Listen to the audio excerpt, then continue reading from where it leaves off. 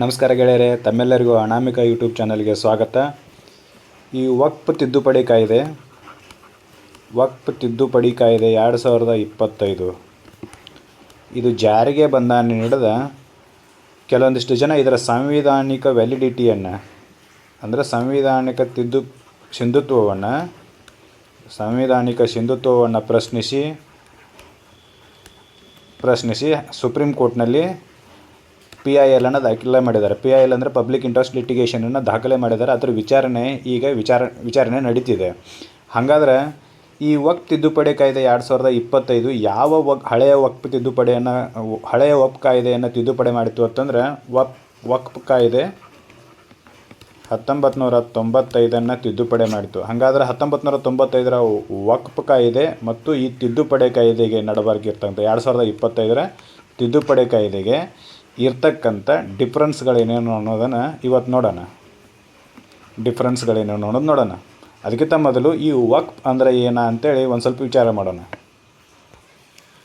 ವಕ್ಫ್ ಅಂದರೆ ಯಾವುದೇ ವ್ಯಕ್ತಿ ಶಾಶ್ವತವಾಗಿ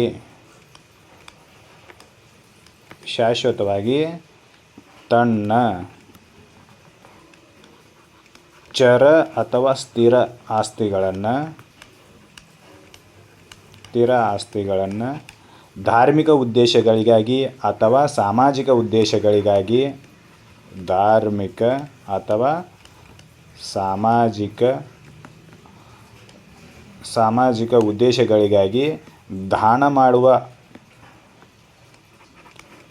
ದಾನ ನೀಡಿದ ಅಥವಾ ದಾನ ಮಾಡುವ ಆಸ್ತಿಗಳಿಗೆ ವಕ್ಫ್ ಅಂತ ಕರೀತಾರೆ. ಒಂದು ಸಲ ದಾನ ಮಾಡಿದರು ಅಂತಂದರೆ ಆ ದಾನದ ಆಸ್ತಿಗಳನ್ನು ಮರಳಿ ಪಡೆಯಲಾಗುವುದಿಲ್ಲ. ಅದರಾಗ ಇನ್ಹೆರಿಟೆನ್ಸ್ ಲಾಗಳು ಇರೋದಿಲ್ಲ. ಅಂದರೆ ಅಪ್ಪ ದಾನ ಮಾಡಿದ ನಂತರ ಮಕ್ಕಳು ದಾವೆ ಹಾಕಿ ಆ ಆಸ್ತಿ ನಾವು ಪಡ್ಕೋತೀವಿ ಅಂತೇಳಿ ಹೇಳಕ್ಕೆ ಬರೋದಿಲ್ಲ. ಒಂದು ಸಲ ವಕ್ಫ್ಗೆ ದಾನ ಆಯಿತು ಅಂತಂದ್ರೆ ಆ ಆಸ್ತಿಯನ್ನು ಮರಳಿ ಪಡೆಯಲಾಗುವುದಿಲ್ಲ. ಅದಕ್ಕೆ ಹೇಳ್ತಾರೆ ಒನ್ಸ್ ವಕ್ಫ್ ಈಸ್ ಆಲ್ವೇಸ್ ವಕ್ಫ್ ಅಂತ ಹೇಳ್ತಾರೆ. ಅಂದರೆ ಒಂದು ಸಲ ನೀವು ದಾನ ಮಾಡಿದ್ರಿ ಅಂತಂದರೆ ಮರಳಿ ಪಡೆಯೋಕ್ಕಾಗೋದಿಲ್ಲ. ಇಂಥ ವಕ್ಫ್ ಕಾನೂನಿನಲ್ಲಿ 1995 ವಕ್ಫ್ ಕಾನೂನು ಮತ್ತು 2025 ತಿದ್ದುಪಡಿಯ ವಕ್ಫ್ ಕಾನೂನು ಇವೆರಡರಲ್ಲಿರ್ತಕ್ಕಂಥ ಡಿಫ್ರೆನ್ಸ್ಗಳು ಏನೇನು ಅನ್ನೋದನ್ನು ನೋಡೋಣ.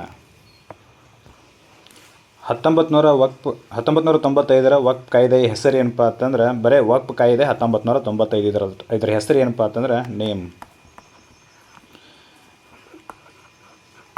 ವಕ್ಫ್ ಆ್ಯಕ್ಟ್ 1995 ಅಂತ ಇಷ್ಟ ಇದರ ಹೆಸರು. ಆದರೆ 2025 ತಿದ್ದುಪಡಿ ಮಾಡಿರ್ತಕ್ಕಂಥ ವಕ್ಫ್ ಕಾಯ್ದೆ ಹೆಸರು ಏನಪ್ಪ ಅಂತಂದ್ರೆ ಉಮೀದ್ ಅಂತೇಳಿ. ಉಮೀದ್ 2025 ಏನಿದು ಉಮೀದ್ ಡಿಸ್ಕ್ರಿಪ್ಷನ್ಪ ಅಂತಂದ್ರೆ unified Waqf management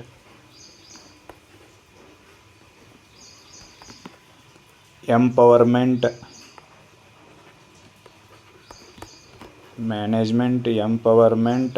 and development act 2025 development act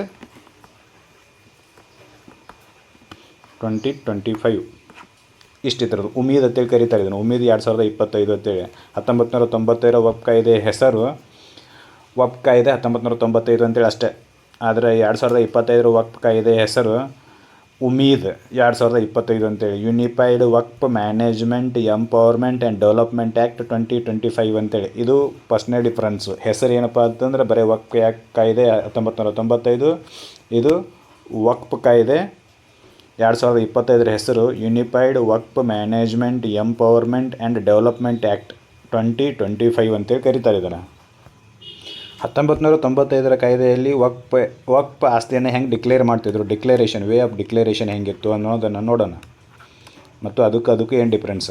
ವಕ್ಫನ್ನು ಬಳಕೆಯ ಆಧಾರದ ಮೇಲೆ ದಾನ ಮತ್ತು ಗಿಫ್ಟ್ಗಳ ಆಧಾರದ ಮೇಲೆ ವಕ್ಫ್ ಆಸ್ತಿ ಅಂತೇಳಿ ಘೋಷಣೆ ಮಾಡ್ತಿದ್ರು. ವಕ್ಫ್ ಬೈ ಯೂಸರ್ ಅಂತೇಳಿ ಕರೀತಾರೆ ಇದನ್ನು. ಬಳಕೆ ಮಾಡೋದರ ಆಧಾರದ ಮೇಲೂ ಅದನ್ನು ವಕ್ಫ್ ಆಸ್ತಿ ಅಂತೇಳಿ ಘೋಷಣೆ ಮಾಡ್ತಿದ್ರು. ದಾನ ಕೊಡೋದರ ಆಧಾರದ ಮೇಲೆ, ಗಿಫ್ಟ್ ಕೊಡೋದರ ಆಧಾರದ ಮೇಲೆ ವಕ್ಫ್ ಅಂತೇಳಿ ಘೋಷಣೆ ಮಾಡ್ತಿದ್ರು. ಆದರೆ 2025 25ರ ಉಮೀದ್ ಕಾಯ್ದೆಯೊಳಗೆ ಏನೈತಿ ಅಂದರೆ ವಕ್ ಬೈ ಯೂಸರ್ ಬಳಕೆಯ ಆಧಾರದ ಮೇಲೆ ವಕ್ಫ್ ಘೋಷಣೆಯನ್ನು ರದ್ದು ಮಾಡ್ಯಾರ.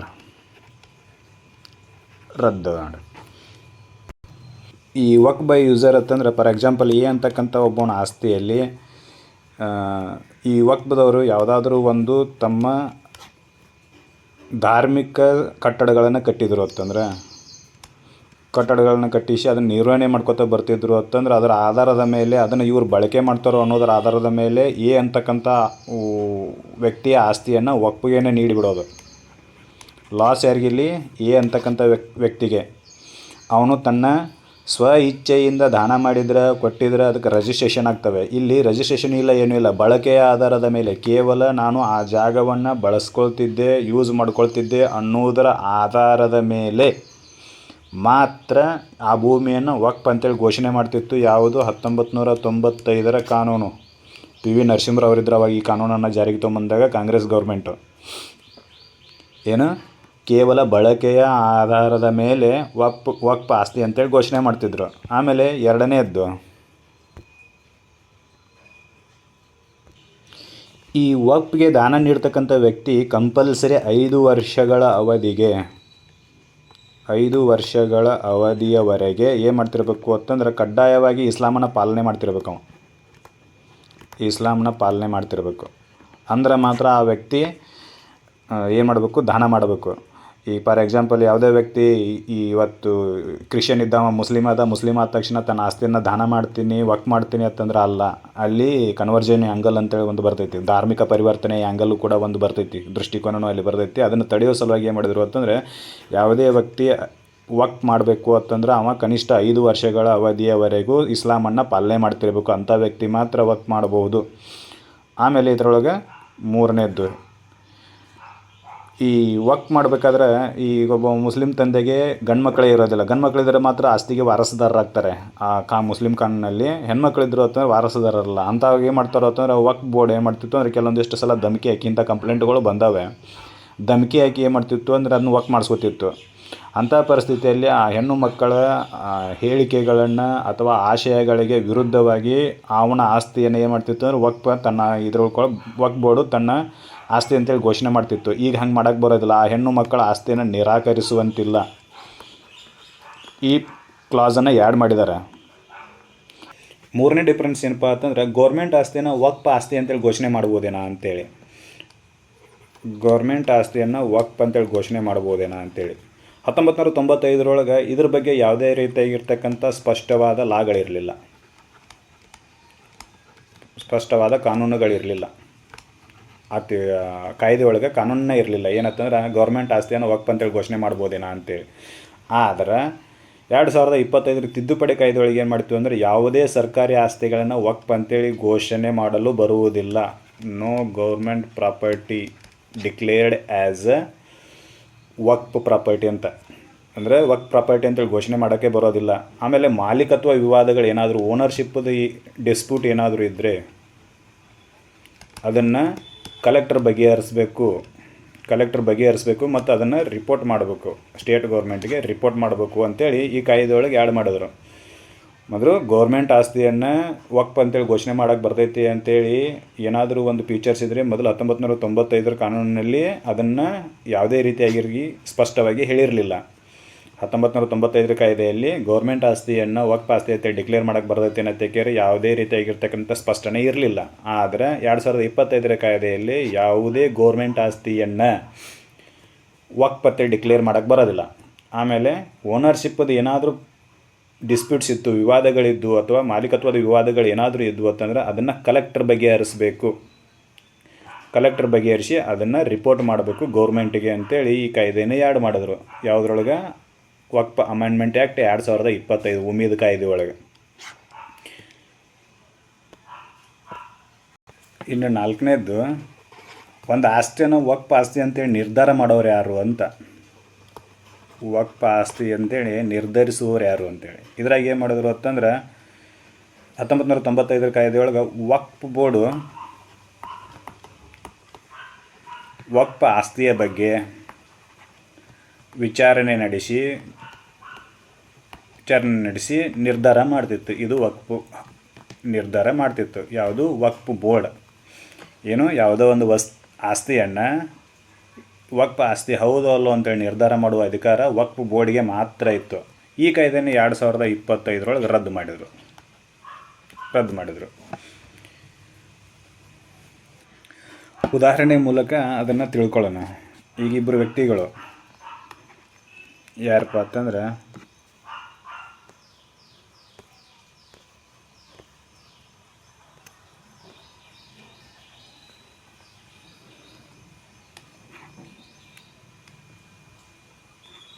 ಅಶೋಕ ಮತ್ತು ಇನ್ನೊಬ್ಬ ಕಿರಣ ಅಂತೇಳಿ ಇವ್ರು ಹೈಪೋಥೆಟಿಕಲಿ ನೆನಪಿಟ್ಟವ್ರಿ. ಇವರಿಬ್ಬರು ವ್ಯಕ್ತಿಗಳು ಅದಾರ ಅಂತೇಳಿ.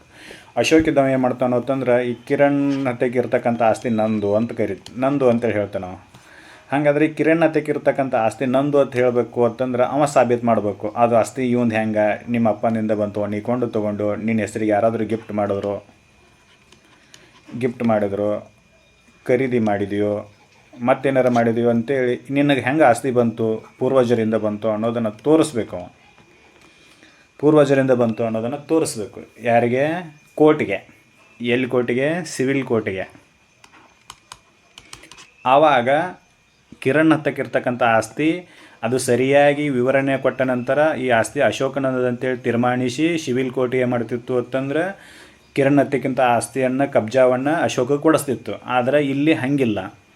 ಈ ವಕ್ಫ್ನಲ್ಲಿ ಏನಾಗೈತಿ ಅಂತಂದ್ರೆ ವಕ್ಫ್ ಈಗ ಕಿರಣ್ ಆಸ್ತಿಯನ್ನು ಇಲ್ಲಿ ಕಿರಣ್ ಅಂತಕ್ಕಂಥ ತೊಗೊಳ್ಳೋಣ, ಇಲ್ಲಿ ವಕ್ಫ್ ಅಂತ ತೊಗೊಳ್ಳೋಣ. ಈ ವಕ್ಫ್ ಏನು ಮಾಡ್ತೈತಿ ಅಂತಂದ್ರೆ ಈಗ ಕಿರಣ್ ಆಸ್ತಿಯನ್ನು ನಂದು ಅಂತೇಳಿ ಘೋಷಣೆ ಮಾಡಿತ್ತು ಅಂತಂದ್ರೆ ಇದು ವಕ್ಫದ ಅಲ್ಲ ಅಂತೇಳಿ ಸಾಬೀತುಪಡಿಸುವ ಜವಾಬ್ದಾರಿ ಯಾರದಪ್ಪ ಅಂತಂದ್ರೆ ಕಿರಣದಾಗಿರ್ತೈತಿ. ಈಗ ನನಗೆ ಹೆಂಗೆ ಬತ್ತು, ಆಮೇಲೆ ನಾನು ಖರೀದಿ ಮಾಡಿದ್ನೋ, ನನಗೆ ಯಾರು ಗಿಫ್ಟ್ ಕೊಟ್ಟರು, ಇದನ್ನೆಲ್ಲ ತೋರಿಸಿ ಇದು ವಕ್ಫದಲ್ಲ, ಇದು ನಂದು ಅಂತೇಳಿ ಹೇಳಿ ತೋರಿಸುವ ಜವಾಬ್ದಾರಿ ಯಾರದಪ್ಪ ಅಂತಂದ್ರೆ ಕಿರಣದಾಗಿರ್ತೈತಿ. ವಕ್ಫದಲ್ಲ, ಇದು ವಕ್ಫ್ ನಂದು ಅಂತೇಳಿ ಆಸ್ತಿ ಹೇಳಿತ್ತು ಅಂತಂದ್ರೆ ಮುಗಿದೈತೆ, ಅದು ಅದರದೇ ಆಸ್ತಿ ಆಗಿಬಿಡ್ತೈತಿ. ಆಗ್ತಿತ್ತು ಅಂತಂದರೆ ತೀರ್ಮಾನ ಸಾಬೀತುಪಡಿಸುವ ಜವಾಬ್ದಾರಿ ವಕ್ಫ್ ಮೇಲಿಲ್ಲ. ಈ ವಕ್ಫ್ ಯಾರ ಆಸ್ತಿ ಮೇಲೆ ಇದು ನನ್ನದಂತೇಳಿ ಕ್ಲೇಮ್ ಕೇಳಿರ್ತೈತೋ ಆ ವ್ಯಕ್ತಿದ ಇದು ವಕ್ಫದಲ್ಲ ಅಂತೇಳಿ ಸಾಬೀತುಪಡಿಸುವ ಜವಾಬ್ದಾರಿ ಈಗ ಈ ಮೊದಲಿನ 1995 ಕಾನೂನೊಳಗಿತ್ತು. ಈ ರೀತಿಯಾಗಿರ್ತಕ್ಕಂಥ ಕಾನೂನನ್ನು ಏನು ಮಾಡಿದ್ರು 2025 ರದ್ದುಗೊಳಿಸಿದ್ರು. ವಕ್ಫ್ ಆಸ್ತಿಯನ್ನು ನಿರ್ಧರಿಸುವ ಅಧಿಕಾರ ಮೊದಲು ವಕ್ಫ್ ಬೋರ್ಡ್ ಹತ್ರ ಇತ್ತು. ಅಂದರೆ ಇದು ಆಸ್ತಿ ವಕ್ಫದ ಹೌದು ಅಲ್ಲೋ ಅಂತೇಳಿ ವಕ್ಫ್ ಬೋರ್ಡನ್ನ ಇದು ಒಂಥರ ಹೆಂಗತ್ತಂದ್ರೆ ಅವನ ಆಟ ಆಡವ, ಅವನ ತೀರ್ಪು ನೀಡವ, ಅವನ ಸ್ಕೋರ್ ಬರೆಯವ. ಇದನ್ನು ತನಗೆ ಹೆಂಗೆ ಬೇಕೋ ಹಂಗೆ ಮಾಡ್ಕೊಂಡು ಕೂತ್ಬಿಟ್ಟಿದ್ರು ಅವರು. 1995 ಕಾಯ್ದೆ ಒಳಗೆ ಆ ರೀತಿ ಪರ್ಮಿಷನನ್ನು ಕೊಟ್ಬಿಟ್ಟಿದ್ರು. ಯಾರಿಗೆ? ವಕ್ಫ್ಗೆ. ಇನ್ನು ಮುಂದಿಂದು ಸರ್ವೆ ಯಾರು ಮಾಡಬೇಕು ಅನ್ನೋದು, ಸರ್ವೆಗೆ ಸಂಬಂಧಿಸಿದಂತೆ ಸರ್ವೆ ಯಾರು ಮಾಡಬೇಕು ಅಂದರೆ ಮೊದಲು ಸರ್ವೆ ಕಮಿಷನರ್ ಅಂತೇಳಿದರು. ಸರ್ವೆ ಕಮಿಷನರ್ ಮಾಡಬೇಕು ಅಥವಾ ಸರ್ವೆ ಎಡಿಷ್ನಲ್ ಕಮಿಷನರ್ ಮಾಡಬೇಕು ಅಂತೇಳಿ 1995 ಕಾಯ್ದೆ ಒಳಗಿತ್ತು. ಆದರೆ ಈಗ ಅದನ್ನು ತೆಗೆದು ಏನು ಮಾಡಿದ್ರು ಅಂತಂದರೆ ಕಲೆಕ್ಟರ್ ಮಾಡಬೇಕು ಅಂತೇಳಿ ಮಾಡಿದ್ರು. ಕಲೆಕ್ಟರು ಸರ್ವೆ ಮಾಡಬೇಕು. ಆಮೇಲೆ ಪೆಂಡಿಂಗ್ ಇರ್ತಕ್ಕಂಥ ಸರ್ವೆಗಳನ್ನ ಕಲೆಕ್ಟರೇ ರಾಜ್ಯ ಕಾನೂನುಗಳಿಗೆ ಅನ್ವಯ ಆಗುವಂತೆ ಪೂರ್ಣಗೊಳಿಸಬೇಕು ಅಂತೇಳಿ. ಪೆಂಡಿಂಗ್ ಇರ್ತಕ್ಕಂಥ ಸರ್ವೆನೂ ಕೂಡ ಈಗ ಅವನೇ ಮಾಡಬೇಕು. ಯಾರು? ಕಲೆಕ್ಟರ್ ಮಾಡಬೇಕು ಅಂತೇಳಿ ಆ್ಯಡ್ ಮಾಡಿದರು. ಇನ್ನು ಸೆಂಟ್ರಲ್ ವಕ್ಫ್ ಕೌನ್ಸಿಲ್ನ ಕಂಪೋಸಿಷನ್ ಏನೇನಿತ್ತು 1995 ಸೆಂಟ್ರಲ್ ವಕ್ಫ್ ಕಂಪೋಸಿಷನ್ ಏನೇನಿತ್ತು ಅಂದರೆ ಯಾರ್ಯಾರು ಸದಸ್ಯರಾಗಿರ್ತಿದ್ರು ಅನ್ನೋದನ್ನು 1995 ಏನಿತ್ತು ಅಂದರೆ ಸರ್ವ ಸದಸ್ಯರು ಮುಸ್ಲಿಮರಾಗಿರ್ತಕ್ಕದ್ದು. ಇಲ್ಲಿ ವಕ್ಫ್ ಕೌನ್ಸಿಲ್ನ ಎಲ್ಲ ಸದಸ್ಯರು ಮುಸ್ಲಿಮರೇ ಆಗಿರಬೇಕು. ಮತ್ತು ಅದರಲ್ಲಿ 2 ಜನ ಮಹಿಳೆಯರು ಇರಬೇಕು ಅಷ್ಟೇ. ಇದು ಕಂಪೋಸಿಷನ್ ಇತ್ತು 1995 ಅದನ್ನು ಏನು ಮಾಡಿದ್ರು ಅಂತಂದರೆ 2025 2 ಜನ ನಾನ್ ಮುಸ್ಲಿಮ್ಸ್ ಇರಬೇಕು, ಮುಸ್ಲಿಮರಲ್ಲದವರು 2 ಜನ ಇರಬೇಕು ಇಲ್ಲಿ. ಆಮೇಲೆ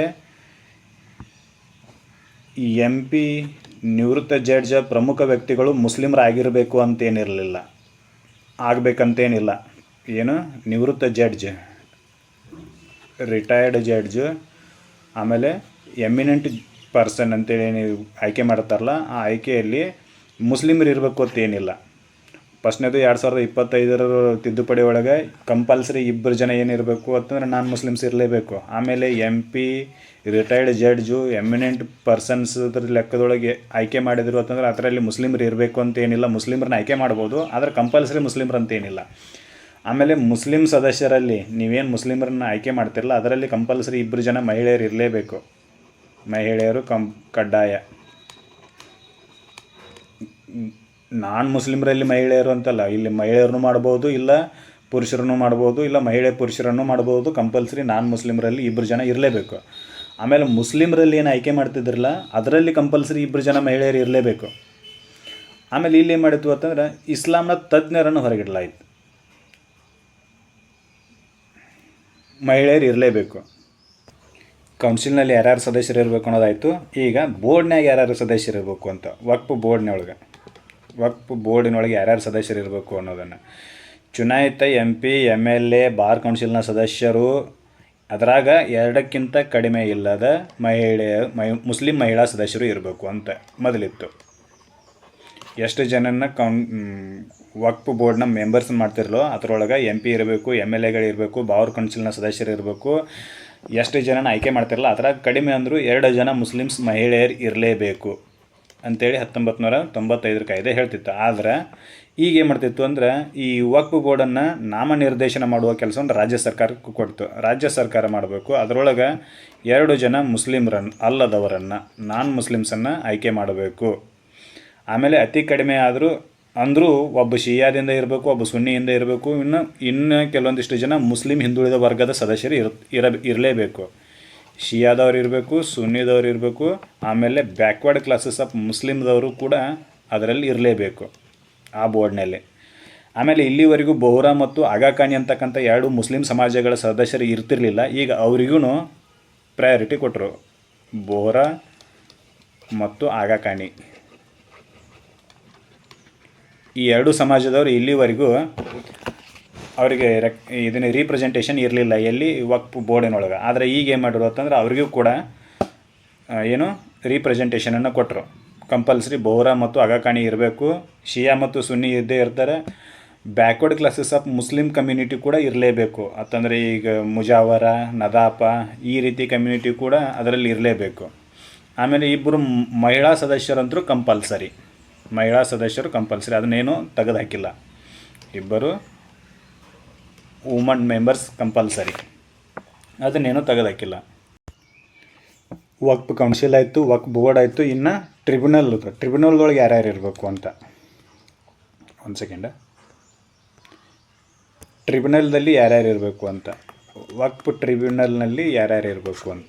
ಒಂದನೇದು ರಾಜ್ಯ ಮಟ್ಟದ ಟ್ರಿಬ್ಯುನಲ್ಗಳನ್ನು ವಕ್ಫ್ ವಿವಾದಗಳನ್ನು ಬಗೆಹರಿಸೋಕೆ ಇದನ್ನೇನು ಮಾಡಿದ್ರು ಅಂದರೆ ಸ್ಥಾಪನೆ ಮಾಡಿದ್ರು. ಇದರೊಳಗೆ 1995 ಕಾಯ್ದೆ ಒಳಗೆ ವಕ್ಫ್ ಟ್ರಿಬ್ಯುನಲ್ನೊಳಗೆ ಅದರಾಗ ಒಬ್ಬ ಮುಖ್ಯಸ್ಥ ನ್ಯಾಯಾಧೀಶರಾಗಿದ್ದು, ಇನ್ನೊಬ್ಬ ಇಸ್ಲಾಂನ ತಜ್ಞರು ಇರಬೇಕು, ಮತ್ತೊಬ್ಬ ರಾಜ್ಯ ಸರ್ಕಾರದ ಅಧಿಕಾರಿ ಎಡಿಷ್ನಲ್ ಮ್ಯಾಜಿಸ್ಟ್ರೇಟ್ ರ್ಯಾಂಕಿನವನಾಗಿರಬೇಕು ಅಂತ. ಒಬ್ಬರು ಮುಖ್ಯಸ್ಥ ಜಡ್ಜ್ ಇರಬೇಕು, ಇನ್ನೊಬ್ಬವ ಇಸ್ಲಾಂನ ತಜ್ಞ ಇರಬೇಕು, ಎಕ್ಸ್ಪರ್ಟ್.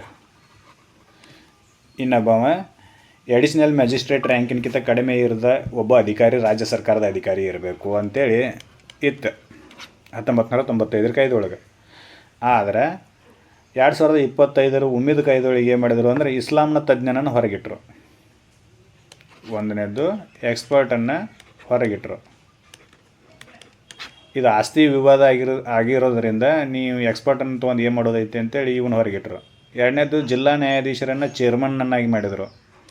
ಟ್ರಿಬ್ಯುನಲ್ನ ಚೇರ್ಮನ್ ಯಾರು? ಡಿಸ್ಟಿಕ್ ಜಡ್ಜ್ ಅಂತ ಮಾಡಿದ್ರು. ಆಮೇಲೆ ಸರ್ಕಾರದ ಜಾಯಿಂಟ್ ಸೆಕ್ರೆಟರಿ ಲೆವೆಲ್ಲಾಗಿರ್ತಕ್ಕಂಥ ಒಬ್ಬ ವ್ಯಕ್ತಿಯನ್ನು ಸದಸ್ಯನಾಗಿರ್ತಕ್ಕಂಥದ್ದು ಅಂತೇಳಿ ಮಾಡಿದ್ರು. ಮೂರನೇದು ಜಾಯಿಂಟ್ ಸೆಕ್ರೆಟರಿಯನ್ನು ಸದಸ್ಯನನ್ನಾಗಿ ಮಾಡಿದ್ರು. ಯಾವುದು? ವಕ್ಫ್ ಟ್ರಿಬ್ಯುನಲ್ನ ಸದಸ್ಯರನ್ನಾಗಿ ಮಾಡಿದ್ರು. ಈ ರೀತಿ ಬದಲಾವಣೆಗಳನ್ನು ತೊಗೊಂಡು ಬಂದರು. ಇನ್ನು ಮೇಲ್ಮನೆಯ ಬಗ್ಗೆ ಟ್ರಿಬ್ಯುನಲ್ ರಚನೆ ಮಾಡಿದ್ರು. ಟ್ರಿಬ್ಯುನಲ್ ನೀಡಿರ್ತಕ್ಕಂಥ ತೀರ್ಪಿನ ವಿರುದ್ಧ, ವರ್ಡಿಕ್ಟ್ನ ವಿರುದ್ಧ ಮೇಲ್ಮನೆ ಏನಾದರೂ ಸಲ್ಲಿಸಕ್ಕೆ ಬರ್ತಿತ್ತೇನಾ ಅಂತೇಳಿ, ಅಂತೇಳಿ ಕೇಳಿದ್ರೆ ಕೆಲವು ವಿಶೇಷ ಸಂದರ್ಭಗಳನ್ನು ಹೊರತುಪಡಿಸಿ, ಸ್ಪೆಷಲ್ ಸರ್ಕಮ್ಸ್ಟಾನ್ಸನ್ನು ಹೊರತುಪಡಿಸಿ ಯಾವುದೇ ರೀತಿ ಮೇಲ್ಮನೆ ಸಲ್ಲಿಸಕ್ಕೆ ಇಲ್ಲಿ ಆಸ್ಪದವೇ ಇರಲಿಲ್ಲ, ಮೇಲ್ಮನೆಗೆ ಅವಕಾಶನೇ ಇರಲಿಲ್ಲ. ಎಲ್ಲಿ? ಟ್ರಿಬ್ಯುನಲ್ನ ವಿರುದ್ಧ. ಟ್ರಿಬ್ಯುನಲ್ ಒಂದು ಸಲ ಇದು ಆಸ್ತಿ ನಂದ ವಕ್ಫದ ಅಂತೇಳಿ ಘೋಷಣೆ ಮಾಡಿತ್ತು ಅಂತಂದ್ರೆ ಅದರ ವಿರುದ್ಧವಾಗಿ ಎಲ್ಲಿ ಅಪೀಲ್ ಮಾಡೋಕ್ಕೆ ಬರ್ತಿರಲಿಲ್ಲ. ಆದರೆ ಈ 2025 ಉಮ್ಮೀದ್ ಕಾಯ್ದೆಯೊಳಗೆ ಏನು ಮಾಡಿದರು ಅಂತಂದ್ರೆ 90 ದಿನಗಳ ಅವಧಿಯ ಒಳಗಾಗಿ ಟ್ರಿಬ್ಯುನಲ್ ನೀಡಿರ್ತಕ್ಕಂಥ ತೀರ್ಪಿನ ವಿರುದ್ಧ ಹೈಕೋರ್ಟ್ನಲ್ಲಿ ಮೇಲ್ಮನವಿ ಸಲ್ಲಿಸ್ಬೋದು ಅಂತೇಳಿ ಪ್ರಾವಿಷನ್ ಮಾಡಿದ್ರು. ಈ ರೀತಿ ಅನುಕೂಲ ಮಾಡಿದರು. ಇನ್ನು ವಕ್ಫ್ ಆಸ್ತಿಗಳಿಂದ ಬಂದಿರತಕ್ಕಂಥ ಆದಾಯದ ಆಡಿಟನ್ನು ಯಾರು ಮಾಡ್ತಿದ್ರು ಅಂತೇಳಿ ನೋಡ್ಬೋದು ಡಿಫ್ರೆನ್ಸ್ ಏನಾಗಿತ್ತು ಅಂತೇಳಿ ನೋಡೋಣ. ಆಡಿಟನ್ನು ರಾಜ್ಯ ಸರ್ಕಾರ ತನಗೆ ಯಾವಾಗ ಮನಸ್ಸಿಗೆ ಬರ್ತೈತೋ ಆವಾಗ ಆಡಿಟ್ ಮಾಡ್ಬೋದಾಗಿತ್ತು. ರಾಜ್ಯ ಸರ್ಕಾರ ಅಂತಂದರೆ ರಾಜ್ಯ ಸರ್ಕಾರಕ್ಕೆ ಮಾತ್ರ ಆಡಿಟ್ ಮಾಡೋ ಪವರ್ ಇತ್ತು. ಆದರೆ 2025 ಕಾಯ್ದೆ ಪ್ರಕಾರ ಆಡಿಟನ್ನು ಕೇಂದ್ರ ಸರ್ಕಾರ ಮಾಡ್ಬೋದು. ಅದು CAG ಆಡಿಟರ್ ಜನರಲ್ ಆಫ್ ಇಂಡಿಯಾದರ ಪ್ರಕಾರ ಈ ಇಂಡಿಯಾದವ್ರನ್ನ ಉಪಯೋಗಿಸಿಕೊಂಡು ಆಡಿಟನ್ನು ಮಾಡ್ಬೋದು. CAG ಮೂಲಕ ಆಡಿಟನ್ನು ಮಾಡ್ಬೋದು. ಆಮೇಲೆ ಕೆಲವೊಂದಿಷ್ಟು ನಿಯಮಗಳನ್ನು ರೂಪಿಸಬಹುದು. ಏನು ರಿಜಿಸ್ಟ್ರು ಪ್ರೊಸೀಡಿಂಗ್ಸು ಆಮೇಲೆ ಅಕೌಂಟ್ಸನ್ನು ಹೆಂಗೆ ಮೇಂಟೈನ್ ಮಾಡಬೇಕು ಅನ್ನೋದನ್ನು ಕೂಡ ಇವ್ರು ಹೇಳ್ಬೋದು. ಯಾರು ಸೆಂಟ್ರಲ್ ಗೌರ್ಮೆಂಟ್ ಆ ರೀತಿ ಕಾಯ್ದೆಗಳನ್ನ ತೊಗೊಂಬಂದರು. ಎಲ್ಲಿ ಈ 2025 ಉಮ್ಮೀದ್ ಕಾಯ್ದೆ ಒಳಗೆ ಆಡಿಟ್ಗೆ ಸಂಬಂಧಪಟ್ಟಂತೆ CAG ಏನು ಮಾಡ್ಬೋದು ಅಂತಂದ್ರೆ ಆಡಿಟ್ ಮಾಡ್ಬೋದು ಸೆಂಟ್ರಲ್ ಗೌರ್ಮೆಂಟದವರು, ಅಥವಾ CAG ಬಿಟ್ಟು ಬೇರೆ ಯಾವುದಾದ್ರು ನೇಮಕ ಮಾಡೋ ಮೂಲಕ ಸೆಂಟ್ರಲ್ ಗೌರ್ಮೆಂಟದವರು ಆಡಿಟನ್ನು ಮಾಡಿಸ್ಬೋದು. ಆಮೇಲೆ ರಿಜಿಸ್ಟ್ರೇಷನು ಪ್ರೊಸೀಡಿಂಗ್ಸು ಮತ್ತು ಅಕೌಂಟ್ಸ್ಗಳಿಗೆ ಸಂಬಂಧಿಸಿದಂತೆ CAG ನೋಟಿಫಿಕೇಷನನ್ನು ಇಶ್ಯೂ ಮಾಡಿ ರೂಲ್ಸ್ಗಳನ್ನು ಮಾಡ್ಬೋದು. ಸೆಂಟ್ರಲ್ ಗೌರ್ಮೆಂಟು ನೋಟಿಫಿಕೇಷನ್ಗಳನ್ನು ಇಶ್ಯೂ ಮಾಡೋದರ ಮೂಲಕ ಹೊರಡಿಸೋದರ ಮೂಲಕ ನಿಯಮಗಳನ್ನು ರೂಪಿಸ್ಬೋದು. ಈ ರೀತಿಯಾಗಿರ್ತಕ್ಕಂಥ ಚೇಂಜಸನ್ನು ತೊಗೊಂಡು ಬಂದರು. ಆಮೇಲೆ ಸಪ್ರೇಟ್ ಬೋರ್ಡ್ಸ್ಗಳ ಬಗ್ಗೆ ಬರೆದೈತಿ. ಸಪ್ರೇಟ್ ಬೋರ್ಡ್ಗಳ ಸ್ಥಾಪನೆಯ ಬಗ್ಗೆ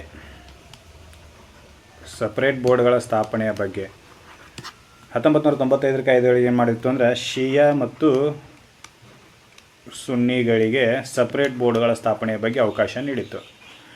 ಯಾವುದೇ ರಾಜ್ಯದೊಳಗೆ 15% ಆಸ್ತಿ ಶಿಯಾಗಳದಿತ್ತು ಅಂದರೆ ಆ ರಾಜ್ಯಗಳಲ್ಲಿ ಶಿಯಾ ಬೋರ್ಡ್ಗಳ ಸ್ಥಾಪನೆಯನ್ನು ಮಾಡ್ಬೋದು ಅಂತ ಶಿಯಾ ಬೋರ್ಡ್ಗಳ ಸ್ಥಾಪನೆಯ ಬಗ್ಗೆ ಹೇಳಿತ್ತು. ಆದರೆ 2025 ವಕ್ಫ್ ಬೋರ್ಡು ಆಸ್ತಿಯನ್ನು ಕನ್ಸಿಡರ್ ಮಾಡಲಾರ್ದ ಶಿಯಾ, ಸುನ್ನಿ, ಬೋಹ್ರಾ ಮತ್ತು ಆಗಾಖಾನಿಗಳಿಗೂ ಕೂಡ ಇದು ಕಮ್ಯುನಿಟಿ, ಮುಸ್ಲಿಂ ಕಮ್ಯುನಿಟಿ, ಆಗಾಖಾನಿಗಳಿಗೂ ಕೂಡ ಏನು ಮಾಡಿದ್ರು ಅಂತಂದರೆ ಸಪ್ರೇಟ್ ವಕ್ಫ್ ಬೋರ್ಡನ್ನು ಸ್ಥಾಪಿಸ್ಕೊಳ್ಳೋಕೆ ಅವಕಾಶ ಮಾಡಿಕೊಟ್ರು. ಅವರಿಗೂ ರೀಪ್ರೆಸೆಂಟೇಷನ್ ಮಾಡಿಕೊಟ್ರು. ಸಪ್ರೇಟ್ ವಕ್ಫ್ ಬೋರ್ಡ್ಗಳನ್ನು ಸ್ಥಾಪನೆ ಮಾಡಲು ಅವಕಾಶಗಳನ್ನು ಮಾಡಿಕೊಟ್ರು. ಇಲ್ಲಿ ಏನು ಮಾಡಿದ್ರು ಅಂದರೆ ಬೋಹ್ರಾ ಮತ್ತು ಆಗಾಖಾನಿ ಏನಾದರೂ ತಮ್ಮ ಆಸ್ತಿಗಳನ್ನು ವಕ್ಫ್ ಮಾಡಬೇಕು ಅಂತಿದ್ರೆ ಶಿಯಾಕರ ಮಾಡಬೇಕಾಗಿತ್ತು, ಸುನ್ನಿಗರ ಮಾಡಬೇಕಾಗಿತ್ತು. ತಮ್ಮದೇ ಆಗಿರ್ತಕ್ಕಂಥ ವಕ್ಫ್ ಬೋರ್ಡ್ ಇರಲಿಲ್ಲ ಅವರಿಗೆ. ಈಗ ಅವ್ರು ಮಾಡಿದ್ರು ತಮ್ಮದೇ ಆಗಿರ್ತಕ್ಕಂಥ ವಕ್ಫ್ ಬೋರ್ಡನ್ನು ಸ್ಥಾಪನೆ ಮಾಡಿಕೊಳ್ಳೋದ್ರ ಮೂಲಕ ತಮ್ಮ ಆಸ್ತಿಗಳನ್ನು ತಾವೇ ನಿರ್ವಹಣೆ ಮಾಡ್ಬೋದು. ವಕ್ಫ್ ಬೋರ್ಡ್ಗಳನ್ನು ಸ್ಥಾಪನೆ ಮಾಡಿಕೊಂಡು ತಮ್ಮ ಆಸ್ತಿಗಳನ್ನು ತಾವೇ ನಿರ್ವಹಣೆ ಮಾಡೋಕ್ಕೆ ತಮ್ಮದೇ ಆಗಿರ್ತಕ್ಕಂಥ ಒಂದು ಬೋರ್ಡ್ಗಳನ್ನು ಸ್ಥಾಪನೆ ಮಾಡಲು ಸೆಂಟ್ರಲ್ ಗೌರ್ಮೆಂಟು 2025 ಕಾಯ್ದೆ ಒಳಗೆ ಅನುಕೂಲ ಮಾಡಿಕೊಟ್ಟೈತಿ. ಇದಿಷ್ಟು ಡಿಫ್ರೆನ್ಸಸ್ 1995 ಈ ವಕ್ಫ್ ಕಾಯ್ದೆಗೂ ಆಮೇಲೆ 2025 ತಿದ್ದುಪಡಿ ವಕ್ಫ್ ಕಾಯ್ದೆಗೂ ಇರ್ತಕ್ಕಂಥ ಡಿಫ್ರೆನ್ಸು. ಇದು 2025 ತಿದ್ದುಪಡಿ ಕಾಯ್ದೆ 1995 ವಕ್ಫ್ ಕಾನೂನನ್ನು ತಿದ್ದುಪಡಿ ಮಾಡ್ತೈತಿ. ಈ ರೀತಿಯಾಗಿರ್ತಕ್ಕಂಥ ಡಿಫ್ರೆನ್ಸ್ಗಳು ಇರೋದ್ರಿಂದ ಈ ಡಿಫ್ರೆನ್ಸ್ಗಳ ಆಧಾರದ ಮೇಲೇ ಈಗೇನು ಮಾಡಿದ್ರು ಅಂದರೆ ಕೆಲವೊಂದಿಷ್ಟು ಜನ ಸುಪ್ರೀಂ ಕೋರ್ಟ್ನ ಮೊರೆ ಹೋಗಿದ್ದಾರೆ. ಈ ಮಾಡಿರ್ತಕ್ಕಂಥ ಕಾನೂನು ಅಸಂವಿಧಾನಿಕವಾಗೈತಿ ಅಂತೇಳಿ. ಅದೇ ರೀತಿ ಈ ವಕ್ಫ್ ಕಾನೂನಿಗೆ ಸಂಬಂಧಿಸಿದಂತೆ 2025 ವಕ್ಫ್ ಕಾನೂನಿಗೆ ಸಂಬಂಧಿಸಿದಂತೆ ವಿಚಾರಣೆ ಸುಪ್ರೀಂ ಕೋರ್ಟ್ನಲ್ಲಿ ಐತಿ. ತೀರ್ಪು ಏನು ಬರ್ತೈತಿ ಅಂತೇಳಿ ಕಾಯ್ದು ನೋಡೋಣ.